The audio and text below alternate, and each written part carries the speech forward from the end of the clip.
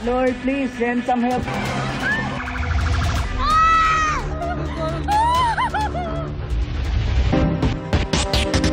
Mga buhay na nasayang at matinding pinsala sa ari-arian, maging sa mga makasaysayang istruktura, ang iniwan ng magnitude 6.9 na lindol na yumanig sa Visayas kagabi.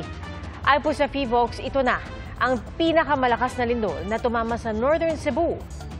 Saksi, si June Veneracion.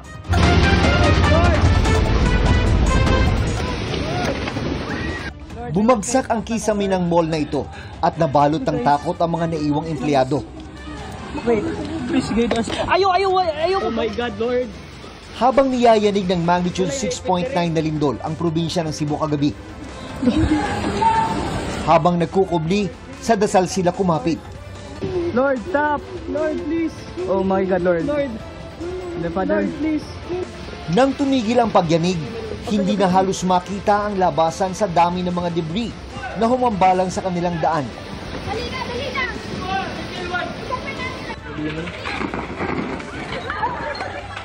Sa Bantayan Island, nagandahulog ang krus at mga ilaw ng St. Peter Apostle Parish.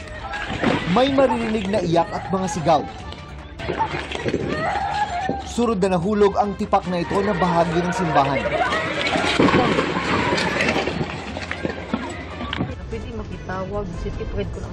Binabagtas pa ng mga motorista ang First Mactan-Mandawi Bridge nang gumalaw ito na parang duyan. Naghintuan ang mga sasakyan.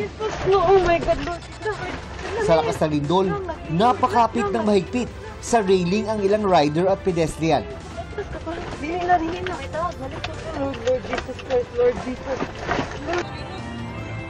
Nabulabog ang idinaraos na gala sa beauty pageant na ito sa Cebu City. Kanya-kanyang tago sa ilalim ng mesa ang mga staff at mga manonood. Kasama sa mga naroon si Cebu Governor Pambari 4. It was really scary. All of a sudden, we just felt the building shake. Tapos may mga chandeliers na huhulog. Doon kami sa ilalim ng table, no, nagtago kami doon. Nagsitakbuhan palabas ang mga nanunuluyan sa establishmentong ito. Sa pagmamadali, nakapantulog at nakayapak lang ang ilan habang dumaraan sa mga bubog at basag na tile sa hallway. Sa Colon Street sa Cebu City, napasigaw ang mga tao sa kalsada nang mawala ang ilaw dahil sa lakas ng lindol. Sa bayan ng Remigio, kabilang sa mga pinuntahan ng mga rescuer ang sports complex na pinagdausan ng isang paliga kagabi. Sa dagat ang epicenter ng lindol, 19 na kilometro mula sa lungsod ng Bugo. Pareho, big tabang. Doon may ilang namatay matapos madurog ang ilang bahay sa lakas ng pagyanig. Bukol na siya. Sa gitna ng dilim, sinikap ng mga residente na makuha ang mga naipit sa ilalim ng debris. Katawagan, napaidaghang rescuehonon sa sud. Pagkagat na liwanag, mas nakita ang bakas ng pinsala ng lindol. Gaya ng mga gumuhong parte ng fast food chain na ito. Ang tumamang magnitude 6.9 na lindol kagabi, pinakamalakas sa kasaysayan ng Northern Cebu, ayon sa Philippine Institute of Volcanology and Seismology o PHIVOLCS. At least in the last 400 years, yung pong fault na nag-generate dito, ngayon lang po ulit siya gumalaw. So medyo matagal po siyang gumalaw, kaya siya medyo malakas. Hanggang kaninang umaga, mahigit 800 aftershocks ang naitala ng ahensya. Pwede pa raw yung dumami sa mga susunod na araw, linggo o buwan. In-expect po natin yan. More than 1,000 aftershocks. Pero again, hopefully po lahat po ito'y mahihina lang. Intensity 7 ang pinakamalakas na pagyanig o paggalaw ng lupa na nilikha ng lindol resulta ng paggalaw ng isang offshore fault sa lalim na 5 kilometro. Paliwanag ng PHIVOLCS, side to side o horizontal ang naging paggalaw ng fault, kaya hindi lumikha ng tsunami. Hindi tulad kung ang galaw ay pataas o pababa. Malawak po, no, yung may reports po sa aming pagyanig. Umabot nga po sa Zamboanga sa south, intensity hanggang dun po sa bandang Quezon.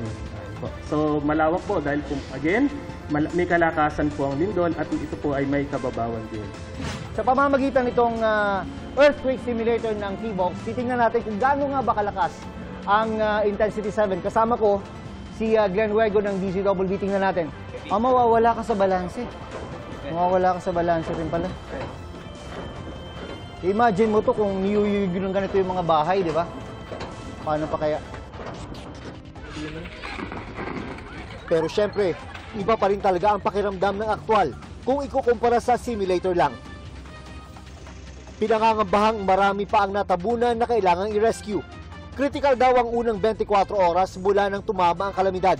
Kaya kailangan mabilis ang search and rescue operations. Maraming casualties sa Bugo kasi highly urbanized siya. No?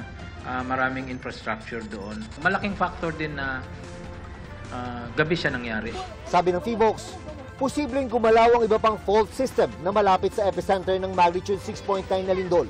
Pero masyado raw itong malayo para makaapekto sa Metro Manila, kung saan matagal ang pinangangambahang tumama ang The Big One o ang magnitude 7.2 na lindol. Para sa GMA Integrated News, ako si Jun Veneracion, ang inyong saksi. Mga kapuso, maging una sa saksi. Mag-subscribe sa GMA Integrated News sa YouTube para sa iba't ibang balita.